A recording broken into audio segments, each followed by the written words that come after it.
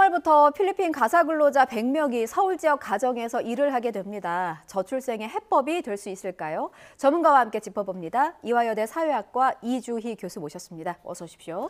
예, 안녕하세요. 예, 먼저 영상으로 나갔는데 외국인 가사 근로자 시행을 놓고 찬반 논쟁도 있었습니다. 우선 도입 취지부터 좀 짚어봐야 될 것 같아요. 3월부터 시범적으로 운영한다는 건데 왜 도입한 겁니까? 예, 도입을 추진하고 있는 서울시와 고용노동부는 이제 저출생을 극복하고 경력 단절 여성의 문제를 완화하기 때문이라고 밝히고 있는데요. 예. 근데 저출생이나 경력 단절 같은 문제는 굉장히 복합적인 구조적인 문제로 발생한 것입니다. 따라서 저는 이런 도입은 예를 들어서 정부가 보편적 사회 서비스를 통해서 일하는 여성과 남성을 지원하기보다는 보다 저렴한 외국인 노동력을 도입해서 시장의 선택권을 넓힌 상태에서 시장에 맡기고자 하는 의도로 도입됐다고 보고 있습니다. 지금 저희가 그래픽으로 외국인 가사 근로자 시범 사업에 대해서 정리를 했고요. 필리핀 가사 근로자의 자격 요건도 정리를 했습니다. 자, 보여주시죠. 필리핀 가사 근로자의 자격 요건은 만 24세 이상, 가사 업무, 국가공인 자격증 또는 관련 교육을 이수하고, 그러니까 나름대로 준비가 된 인력을 도입을 하겠다는 취지입니다. 그런데 희망 가구가 많으면 이게 그 기준이 또 있더라고요. 도움이 가장 절실한 순으로 뽑겠다는 겁니까? 그 기준을 좀 설명해 주세요. 예, 가장 중요한 기준은 7세 이하의 가정을 둔 한부모 가족하고 그리고 다자녀 가정입니다. 이렇게 기준을 정한 이유는 뭐 수요가 가장 절실한 가구라는 기준도 있겠고 또 7세 이하 같은 경우에는 여성의 연령이 한 30, 40대 정도 되는데 이게 경력 단절이 가장 많이 발생하는 연령 구간이기도 합니다. 그래서 선택한 것 같고요. 만약 희망 가정이 그렇게 많지 않다면 보다 다양한 가구의 혜택이 돌아가리라고 생각하고 있습니다. 혹시 초등 부모들이 서운한 마음도 있을까요? 왜냐하면 이렇게 주위를 보면 경력 단절 여성 하면 1차 고비는 당연히 영유아 때겠지만 2차 고비는 아이가 학교에 입학하는 그 초등학교 8살이 되는 그 나이라고 하거든요. 그때 많이 이제 이기지를 못하고 일을 많이 그만두시던데 이분들의 경우는 좀 우선순위에서 밀렸다고 봐야 됩니까? 예, 밀릴 게 아쉬운 점이죠. 말씀하신 대로 오히려 아이가 아주 어렸을 때부터 초등학교 이후의 문제가 더 심각한데 저는 그거는 가사 도우미의 문제로 해결될 문제가 아니고 학교에서 이제 학부모 특히 여성 어머니한테 요구하는 것들이 너무 많다고 들었습니다. 그래서 이거는 그 교육적인 개혁을 통해서 여성의 부담을 덜어주는 게 더 옳다고 생각이 되네요. 가사 도우미라고 표현을 하셨고 이제 서울시에서도 표현한 게 이제 외국인 가사 근로자입니다. 정확한 일의 업무가 어떻게 되는 겁니까? 일단은 그 필리핀하고 논의하는 과정에서 이제 필리핀은 보육과 가사는 분리하는 것이 옳다라고 주장을 했다고 들었습니다. 그게 필리핀 정부 측의 의견이었죠? 그런데 이제 한국 정부가 그런 것보다는 그걸 합치기를 원했고 또 지금 현재 그런 수요가 있는 가구에서도 그 두 개를 합치기를 원하는 것 같아서 좀 포괄적인 가사 업무와 보육이 포함되는 것으로 알고 있습니다. 여러 가지 이유가 있을 테지만 그 다른 외국인 노동자들 중에서 필리핀인들이 선정이 된 이유는 뭐라고 봐야 됩니까? 저는 그거 굉장히 재미있고 중요하게 생각하는데요. 필리핀은 개발도상국이자 또 그 내국인의 외국 인력 수출을 굉장히 체계적으로 지원하고 있는 국가입니다. 우리도 인력을 수출한 적이 있죠. 가난했을 때 광부, 간호사, 또 건설 노동자 등. 실제로는 이 남반부와 북반부 그러니까 이제 빈국과 부국의 격차가 나날이 심화되고 있고요. 이제 부국에서 지불할 수 있는 임금이 훨씬 크기 때문에 필리핀이 선택된 것 같고 이 뒷면에는 우리가 여러 차례 경제 위기를 겪었잖아요. 그럴 때 금융 위기를 통해서 빚을 많이 지게 되는데 필리핀도 90년대 말에 금융 위기로부터 자유로운 국가는 아니었고요.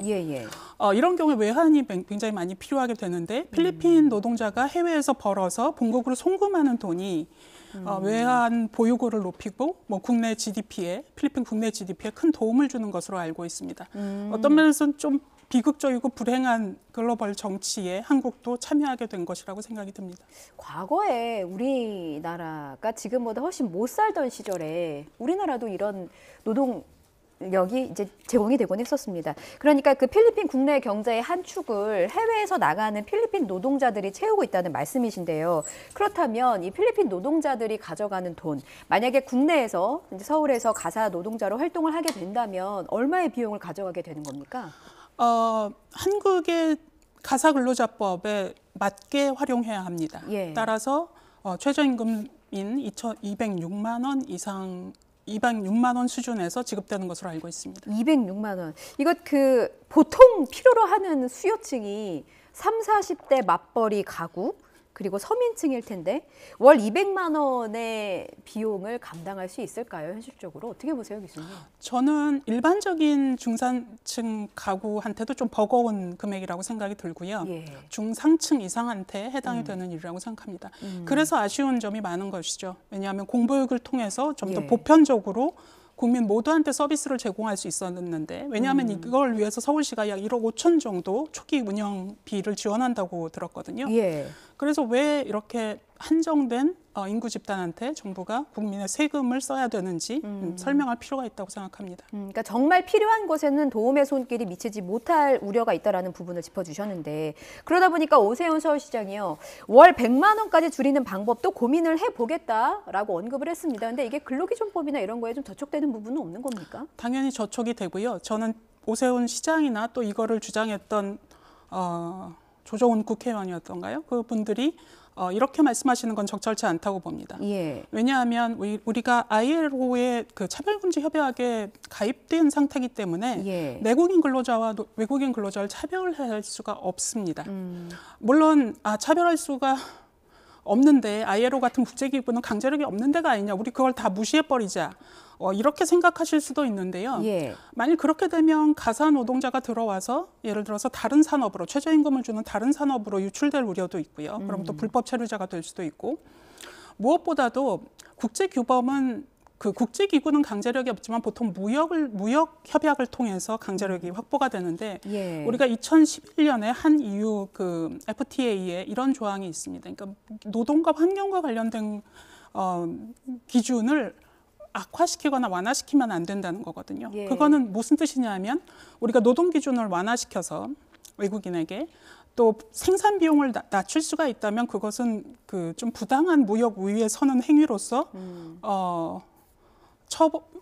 그 굉장히 큰 손실을 입을 수도 있다는 이름을 정치가들이 명심해 주셨으면 좋겠습니다. 그렇군요. 일단 3월부터 시행한다는 계획인데 우리 사회가 얼마나 준비가 돼 있는지 그 시스템을 좀 짚어보면 좋겠어요. 일단 그 필리핀 가사 근로자의 경우는 물 드셔도 됩니다, 교수님. 예. 필리핀 가사 근로자의 경우에는 입주는 아니고 일단은 그 출퇴근으로만 주 5일 출퇴근으로만 가능하게 시행을 할 예정입니다. 그런데 월 100만 원대로 줄어든다면 혹은 200만 원대라 하더라도 이게 숙식이라든지 이런 거주와 관련해서는 뭐 제반 사항이 준비가 돼 있는 걸까요? 서울시가 민간 업체에 이것을 위탁해서 관리하는 것으로 알고 있습니다. 예. 그러면 민간 업체에서 아무래도 숙소를 알선해주고 그 외국인 노동자가 숙소비는 지불해야 되는 것이고요.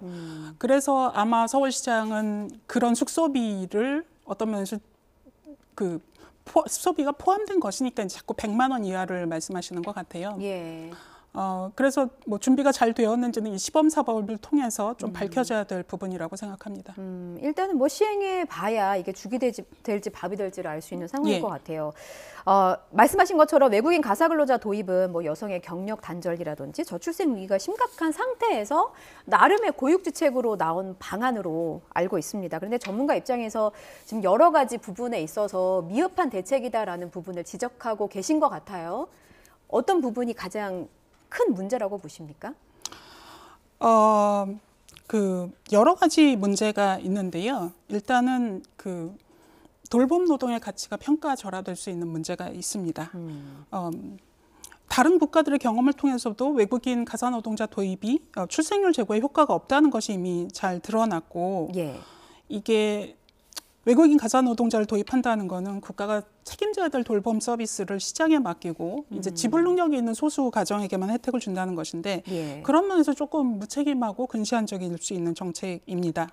그러니까 저는 출생률을 높이고 성평등한 사회를 만들기 위해서는 이제 복지국가의 패러다임 자체가 좀 바뀌어야 하지 않을까 하는 생각을 하고 있고요.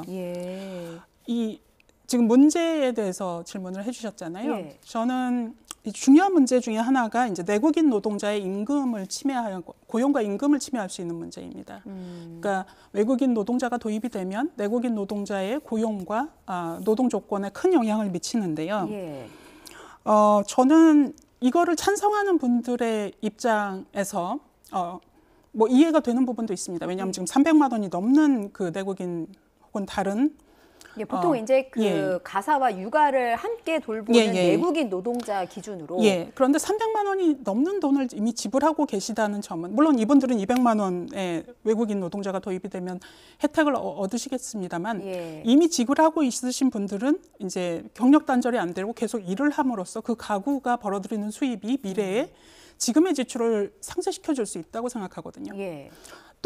또 다른 차원의 문제는 이제 200만 원은 지불할 수 있지만 300만 원은 못하는 가구한테 편익이 일어날 수 있죠. 그런데 저는 정부라면 이런 편익과 외국인 노동자가 도입됐을 때 예를 들어서 일자리를 잃는 내국인 노동자가 있고 중장년층 아니면 고령층의 여성 노동자겠죠. 그럼 이들이 겪을 고통, 일자리가 없어지거나 임금이 낮아짐으로써 그 편익과 이 고통을 면밀히 검토하고 결정을 내려야 된다고 생각하거든요. 저는 200만 원은 지불할 수 있지만 300만 원은 못 지불하는 가구에 대해서는 나중에 소득공제 같은 걸 통해서도 내국인 노동자를 활용하면서 충분히 서비스를 제공할 수 있다고도 생각합니다. 정부가 그런 점도 좀 고려를 해주셨으면 좋겠습니다. 세제 혜택과 같은 부분을 활용하면서 외국인 노동자보다는 우리 노동자를 먼저 활용할 방안을 고민해 보는 게 필요하다라는 부분을 지적을 해주신 거고요. 돌봄 노동의 가치가 평가절하됐다고 말씀을 하셨는데 보육이나 교육 이 가사의 영역으로 국한할 일인가라는 의문이 교수님 말씀 들으면서 좀 들거든요. 그렇다면 정부나 서울시에서 명명하는 이 가사 노동자라는 단어에도 좀 뭔가 뭐랄까요, 편협한 시각이 들어가 있는 건 아닙니까? 보통은 이 자본주의 사회에서 무보수로 돌봄 노동을 하게 되면 이제 시장에서 소득을 얻을 수가 없고 또 유급 노동에 종사한다고 하더라도 얼마나 돈을 많이 버는가의 기준으로 평가가 되기 때문에 돌봄 노동이 항상 평가절하가 되고 있습니다. 그런 점에서 저는 외국인 노동자, 가사 노동자라고 명명을 함으로써 돌봄은 이제 돈을 더 번다는 가치 있는 일을 하기 위해서 저임금을 주는 다른 노동자한테 맡겨버릴 수 있는 일로 평가절하되는 그런 일들이 더 악화된다고 생각을 하고요. 단지 그 가사 노동자라는 단어는 우리가 자본주의 사회에서 그런 수요가 있다는 것을 부정할 수는 없잖아요. 그런 경우에는 지금 가사근로자법이 1년 남짓 통과된 지 1년 남짓 되지도 않았는데 저는 오히려 그 노동자성을 훨씬 더 강화해서 가사에 종사하는 노동자의 인권과 노동권을 보호해 줄 필요가 있다고 생각합니다. 돌봄 노동, 가사 노동에 대한 가치를 제대로 인정받아야 한다는 말씀이셨고요. 끝으로 복지국가 패러다임 자체가 변해야 한다라고 앞서 짚어주셨는데 이게 무슨 말씀이신지 좀 설명 부탁드리겠습니다. 저출생의 원인은 복합적이지만 이제 장시간 노동도 핵심적인 요인 중에 하나입니다. 왜냐하면 장시간 노동을 기업에서 추구하다 보면 이제 육아 부담을 더 지고 있는 여성이 경력 단절이 되기 쉽고 또 시간제 일자리에 취업할 수밖에 없고 또 남성은 돌봄에 참여할 시간 자체가 줄어들게 됩니다. 그래서 지금은 우리나라의 복지국가의 모든 제도가 남성 생계부양자 모델에 기초해서 마련되고 있는데 저는 이것을 남성이 돌볼 수 있고 여성이 일할 수 있는 그런 제도를 확충하는 쪽으로 방향해야 된다고 생각하고요. 그 핵심이 장시간 노동의 관행의 변화, 그리고 두 번째는 충분한 공보육, 그리고 저는 보육 서비스가 중요한 것은 단지 저출생뿐만 아니라 저소득 가정의 아이들이 보통 중산층 이상의 타겟된 공보육 서비스를 받음으로써 문화자본의 부족이라든지 이런 점을 극복할 수도 있기 때문입니다. 그리고 마지막으로는 그 관대한 휴직 휴가 정책입니다. 우리가 육아 휴직이 있긴 하지만 뭐 비정규직은 쓸 수가 없고 특수고용직 또 자영업자도 쓸 수가 없고 남성도 뭐 여러 가지 관행 때문에 못 쓰고 있거든요.